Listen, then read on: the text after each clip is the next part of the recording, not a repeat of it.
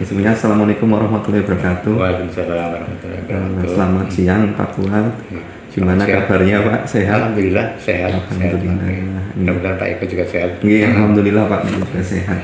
Pangapunten mengganggu waktunya nih Pak. Ini terkait kegiatan siang ini saya ingin mewawancara Bapak nih Pak terkait dengan kegiatan calon guru penggerak ini ada penugasan untuk mewawancara kepala sekolah terkait temanya adalah dilema etika nih Pak.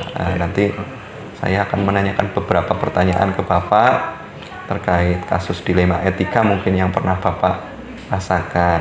Sebelum ke sana nih Pak, saya mau minta izin terlebih dahulu apabila nanti terkait penugasan ini nantinya kan akan diupload di LMS gitu nih Pak. Nanti saya mohon izin ke Bapak kesediaannya nanti terkait narasi atau argumen dari Bapak untuk saya tuangkan ke dalam bentuk catatan untuk nantinya di upload di LMS untuk diberi refleksi oleh fasilitator dan instruktur saya seperti itu. Boleh Bapak? Boleh. Ini Bapak, saya awali untuk pertanyaan pertama nih Pak terkait wawancara kali ini. Selama Bapak bekerja, pernahkah Bapak dihadapkan pada kasus di mana ada dua kepentingan yang sama-sama benar nih Pak, atau sama-sama mengandung nilai kebajikan Pak, yang dalam penyelesaian atau pengambilan keputusannya itu menimbulkan dilema dalam diri Bapak? Ya, pernah dan beberapa kali pernah mengalami seperti itu. Kira-kira kapan terjadi nih Pak itu? Yang paling baru berarti kemarin lah, pokoknya 2 minggu kemarin. 2 minggu kemarin nih Pak. Kaitannya dengan kegiatan siswa. Kiranya kegiatan siswa seperti apa nih Pak? Mohon ceritakan secara garis besar saja nggak Pak terkait kasus tersebut. Kegiatan siswa khususnya yang kemarin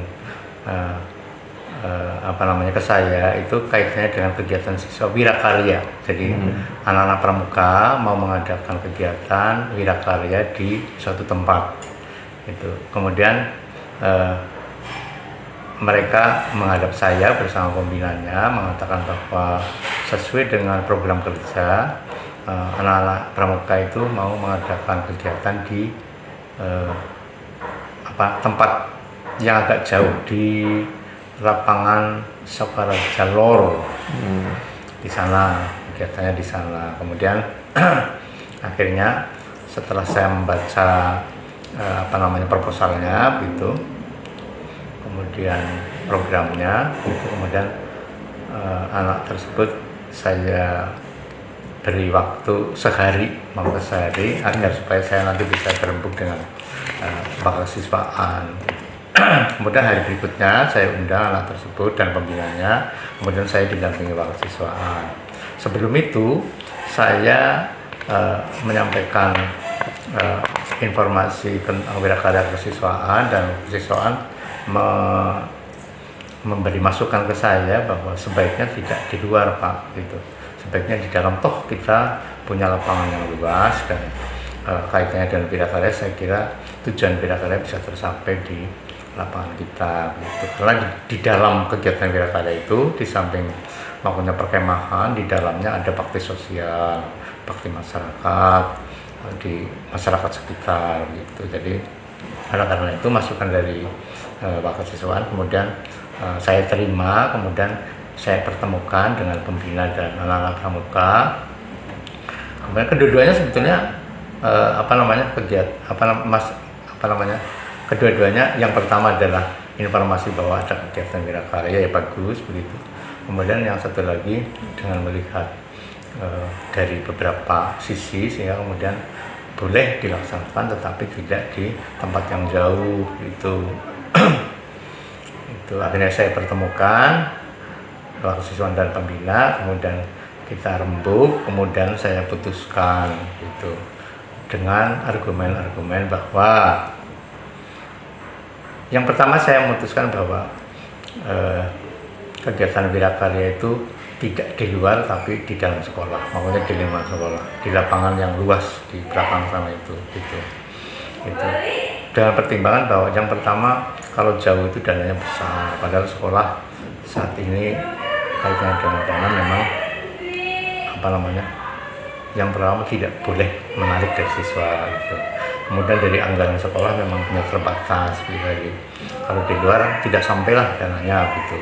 Walaupun di sana berargumen bahwa rencananya nanti mau menggunakan bumbung pramuka gitu dananya begitu. Tapi saya tidak menyetujui karena sekarang kan tidak boleh menarik dari siswa, sehingga tetap menggunakan dana sekolah, tempatnya di sekolah gitu, di maksudnya lapangan sekolah gitu. Yang kedua kaitannya dengan keamanan. Kalau di dalam kan sudah ada tembok keliling, kemudian anak-anak bisa konsentrasi di kegiatan-kegiatan gitu, sehingga dari sisi keamanan mesti apa namanya, mesti lebih terjamin gitulah seperti itu. Kemudian dari sisi tenaga itu apa namanya, kalau di luar itu lebih banyak tenaga yang harus wali kelas harus ikut di sana mendampingi, ikut nginep dan sebagainya begitu. Kalau di sini di sekolah relatif apa namanya, tenaganya lebih sedikit, kemudian tidak bisa nginep, tidak kawal, mungkin dari keamanan di apa namanya, di tackle oleh petugas satpam, kemudian para pembina saja cukup itu. Kemudian dari sisi barang-barang apa namanya ya, ubu rampe, apa istilahnya, peralatan pramuka itu kan perlu pengangkutan ke sana, ke luar. Kalau di sini kan tinggal memindah apa namanya, mindah dalam jarak yang dekat sehingga tidak menjadi masalah. Akhirnya kemudian setelah saya berargumen begitu ke pembina pramuka, kemudian diterima kalau keputusannya bahwa perkemahan tetap dilaksanakan, kemudian kegiatan siswa bisa berjalan dengan baik.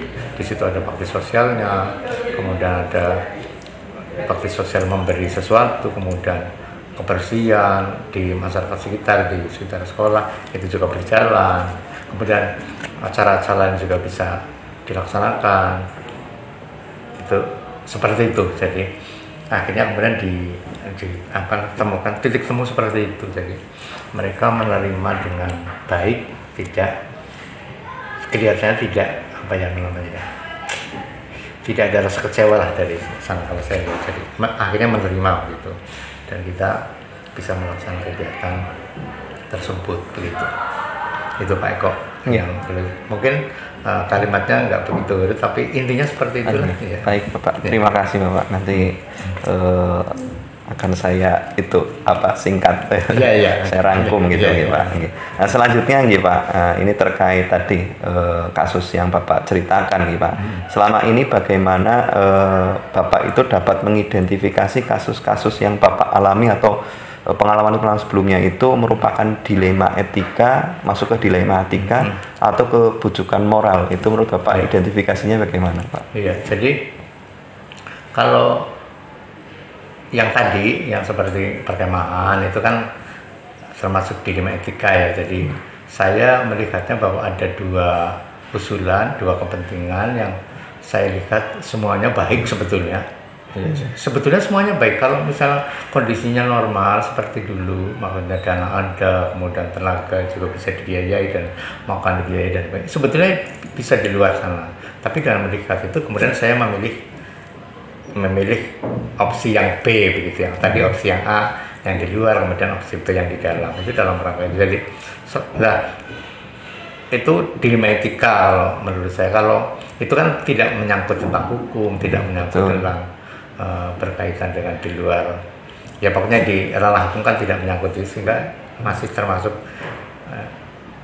di lingkup etika begitu. Jadi saya memutuskan dalam rangka memberi kepuasan sebetulnya ke kedua-duanya begitu. Tujuannya seperti itu. Jadi yang satu tidak kecewa begitu, yang satu puas begitulah, seperti itu. Jadi minimal seperti itu. Jadi itu termasuk yang dilema etika, kan belum sampai ke bujukan moral ya. Betul. Sampai itu. Bapak, terima kasih. Selanjutnya ini Bapak, selama ini bagaimana Bapak menjalankan pengambilan keputusan di sekolah Bapak ini, terutama untuk kasus-kasus seperti tadi yang Bapak utarakan terkait dilema etika yang menyangkut dua kepentingan yang sama-sama benar nih Pak, atau sama-sama mengandung nilai kebajikan gitu. Jadi biasanya begini, karena dua-duanya baik, sehingga kemudian saya pertemukan, makanya dua pihak itu. Makanya saya pertemukan, kemudian supaya mikir bersama, begitu, kemudian akhirnya kita memutuskan bersama, begitu. Apabila saya menemukan semacam masalah atau dilema, kemudian kok hasil pertemuan saya, kemudian dua pihak yang berpendapat berbeda, kemudian tidak memperoleh hasil semuanya, biasanya saya mengumpulkan tim manajemen biasanya. Kan biasanya kalau semakin banyak yang mikir kan apa ya, masukannya kadang-kadang ada yang lebih bagus, lebih baik gitu. Misalnya begini, di link sekolah kan ada 4 kakak, kemudian 1 penjamin mutu gitu. Itu orang-orang yang menurut saya memang tahu persis tentang sekolah, kemudian diharapkan dengan tahu persis keadaan sekolah itu, masukan-masukannya jadi lebih mengena ke keputusan yang akan saya ambil itu. Sehingga saya sering sekali, yuk pada kumpul bahas tentang ini gitu. Akhirnya kemudian dibahas, kemudian kita sepakati, kemudian jadi keputusan begitu. Jadi kalau pikiran saya sendiri kadang-kadang menurut saya benar, tapi ada yang lebih benar gitu kadang-kadang. Dengan pemikiran banyak orang, dia tidak terlalu banyak lah, para wakal lah biasanya, para wakal, ATU, terus penjamin mutu biasanya saya ajak karena mereka sudah senior, pengalamannya juga banyak, sehingga masukannya kadang-kadang malah lebih bagus dari saya gitu. Bapak, terima kasih Bapak. Kemudian ya Pak, terkait dengan tadi pengambilan keputusan, langkah-langkahnya itu sangat nopo nih Pak, menginspirasi lah istilahnya. Saya sebagai orang yang lebih muda kan jadi bisa itu mencontoh Bapak gitu terkait pengambilan keputusan. Itu tidak bisa kita dari sudut pandang kita sendiri nih Pak, karena mungkin orang lain juga punya sudut pandang yang lebih baik seperti itu nih Pak. Nggih Bapak, selanjutnya terkait langkah-langkah atau prosedur seperti apa yang biasanya Bapak lakukan selama ini, tadi juga sudah disampaikan nih Pak, dengan mengumpulkan para wakil tim manajemen seperti itu. Ini yang ketujuh nih Pak, hal-hal apa saja yang selama ini Bapak anggap efektif dalam pengambilan keputusan tersebut pada kasus-kasus dilema etika Pak, yang paling efektif itu? Ini pengalaman maksudnya, berdasarkan pengalaman. Yang paling efektif mempertemukan dua itu. Saya dengarkan dua-duanya, kemudian saya ambil sarinya dari dua-duanya itu, kemudian nanti yang paling banyak menurut saya, yang paling banyak sisi positifnya begitu. Itu keduanya positif sebenarnya, tapi kadang-kadang ada hal-hal positif yang mungkin bermanfaat bagi orang banyak, misalnya satu gitu, sehingga kemudian saya ambil yang manfaatnya lebih banyak, kemudian jangkanya lebih lama mungkin gitu ya. Karena kadang-kadang ada kepentingan yang manfaatnya sedikit, jangkanya sebentar begitu, hanya sesaat saja positif begitu, tapi ada yang untuk jangka panjang masih berlaku dan bermanfaat banyak, sehingga saya pilih itu biasanya. Dan kalau saya terangkan kedua-duanya di dua pihak, dia menerima kok. Pada prinsipnya mereka itu sama pikirannya sebetulnya kalau yang positif itu kadang-kadang seperti itu. Yang paling efektif mempertemukan dua-duanya itu. Saya kan tadi mengatakan bahwa kalau dua-duanya kok deadlock, kemudian saya mengumpulkan manajemen begitu. Tapi efektif kalau itu langsung, biasanya seperti ini. Kalau sudah ada keputusan kemudian itu paling efektif, kemudian baru saya informasikan ke manajemen, ini loh hasilnya kemarin seperti ini. Biasanya ya menerima. Ini Bapak, terima kasih Bapak. Ini terkait selanjutnya adalah terkait tantangan nih Pak. Hal-hal apa saja nih Pak selama ini yang merupakan tantangan dalam pengambilan keputusan, terutama pada kasus-kasus yang dilema etika tersebut Bapak? Jadi kalau ini disebut tantangan, maksudnya apabila ada satu pihak yang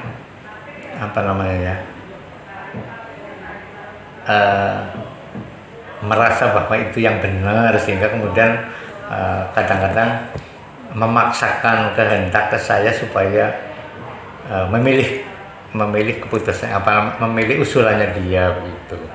Itu tantangan saya kadang-kadang seperti itu. Jadi oleh karena itu kemudian saya mengambil menghadapi tantangan itu dengan cara saya menggunakan pikiran yang lebih rasional, kemudian saya menjelaskan sejelas-jelasnya rasionalitas itu, sehingga diharapkan dengan kata-kata dalam tanda petik memaksakan usulan, memaksakan kegiatan itu tidak terjadi gitu. Itu salah satu, kalau di pikiran saya itu tantangan bahwa ini harus dihadapi, harus diselesaikan sehingga kemudian saya bisa menyelesaikan masalah di sekolah. Itu kalau itu disebut tantangan, tapi maksudnya yang dimaksud dengan itu atau gimana itu? Begitu salah satu tantangan memang Pak itu. Kadang-kadang ada yang kalau di bahasa Jawa itu memandang ya benar sih sebenarnya, tapi nyengkel ingin dilanjutkan programnya begitu, seperti itu. Kadang-kadang seperti itu sih. Tapi selama ini sih nggak begitu bermasalah kalau sudah diterangkan secara nalar, rasional begitu. Pada umumnya yang pendidik sama-sama pendidik biasanya dia tahu kok, dia menerima biasanya gitu. Gitu.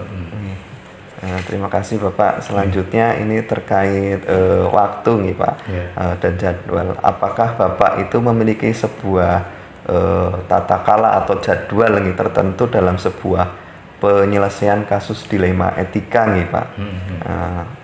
Apakah Bapak langsung menyelesaikan di tempat atau memiliki sebuah jadwal untuk menyelesaikannya, misalnya seperti itu? Bentuk atau prosedurnya seperti apa yang Bapak jalankan seperti itu? Iya, itu ada dua. Makanya gini, ada masalah-masalah yang memang harus dalam waktu singkat diselesaikan, ada itu. Tapi ada, kita kan tahu bahwa sekolah itu ada kegiatan-kegiatan yang setiap tahunnya ada.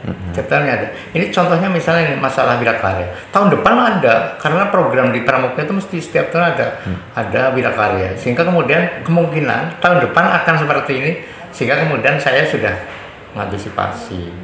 Ini nanti kelihatannya semakin ke sana kan masalah Covid sudah selesai lah ya, sehingga kemudian alasan kemudian tidak aman di luar sudah tidak terpakai lagi gitu. Alasannya paling besok kaitannya dengan dana gitu. Kalau sekolah itu SPP tidak ada, berarti masalahnya masih sekitar dana itu.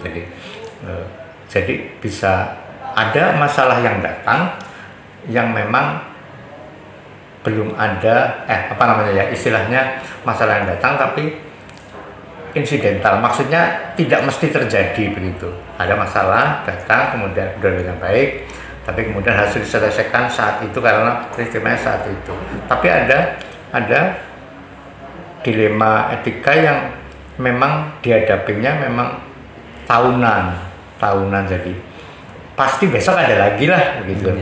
Ada lagi besok seperti kemah tadi. Mungkin kaitannya dengan P5, kaitannya kan setiap berapa bulan ada lagi sehingga kemudian di sana kemungkinan ya ada masalah-masalah atau pendapat-pendapat yang harus diselesaikan oleh saya sebagai pimpinan. Kadang-kadang kan ada guru-guru kreatif yang memiliki pendapat baru sehingga kemudian harus kita akomodasi, tapi kemudian ada pendapat lain kemudian juga kita akomodasi. Kemudian karena ini acaranya satu sehingga kemudian saya pilih salah satu misalnya seperti itu. Jadi untuk sampai saat ini saya belum membuat istilahnya semacam jadwal gitu lah, jadwal bahwa nanti bulan ini saya menyelesaikan ini, karena kadang-kadang tidak ada masalah.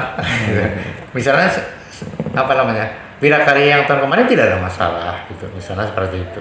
Tapi tahun ini ada dilema etika itu, misalnya seperti itu. Jadi tidak jadwalnya, hanya mungkin persiapan gitu. Oh nanti ada ini, berarti kemungkinan lah. Kira-kira saya harus memutuskan seperti ini. Gitu.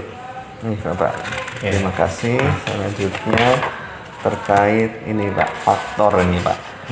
Adakah seseorang atau faktor-faktor yang selama ini mempermudah atau membantu Bapak dalam pengambilan keputusan dalam kasus-kasus seperti dilema etika tadi? Ada banget.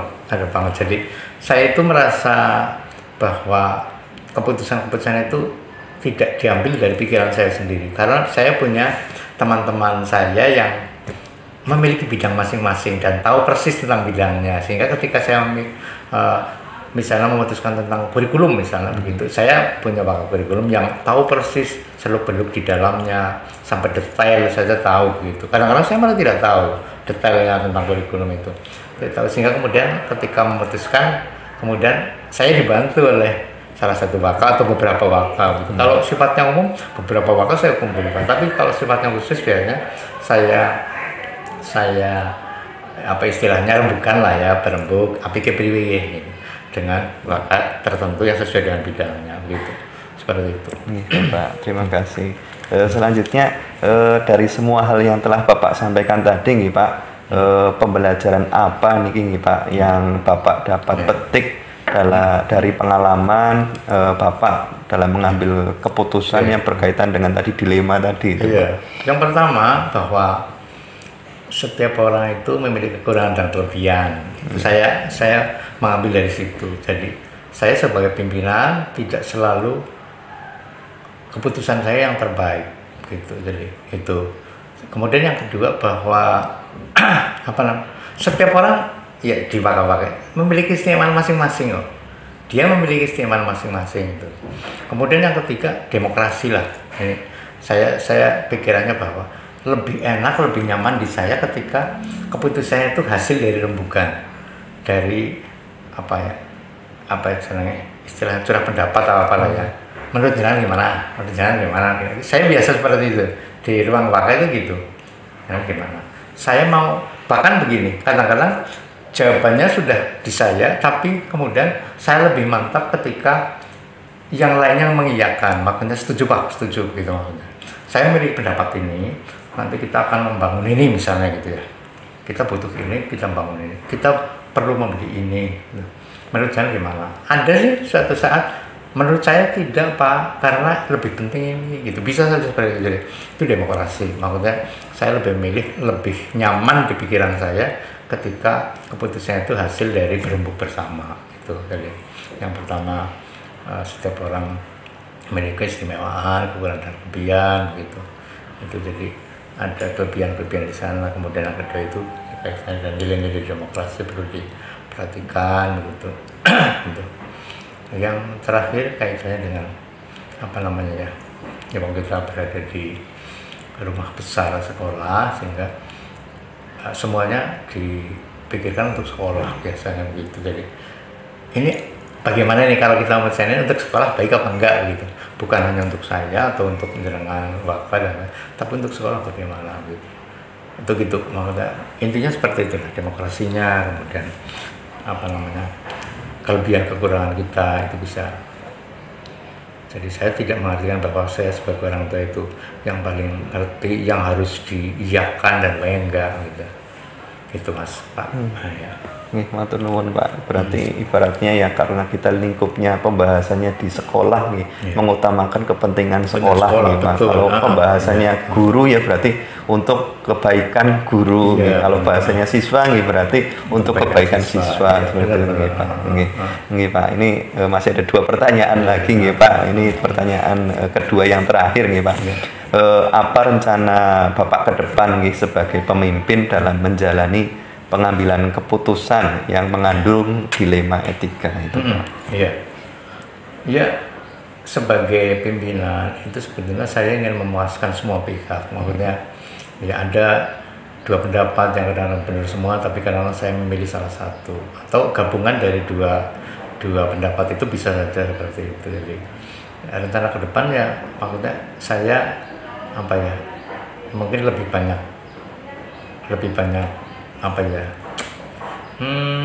pengambilan keputusan itu hasil dari hasil rembukan begitulah, hasil rembukan gitu ya. Jadi saya lebih banyak, jadi saya tidak mau otoriter lah, maksudnya bahwa ini yang benar dari pikiran saya, misalnya pendapat saya, yang lainnya tidak seperti itu. Jadi kedepannya saya ingin lebih demokratis lagi lah gitu. Selama ini saya mungkin belum demokratis.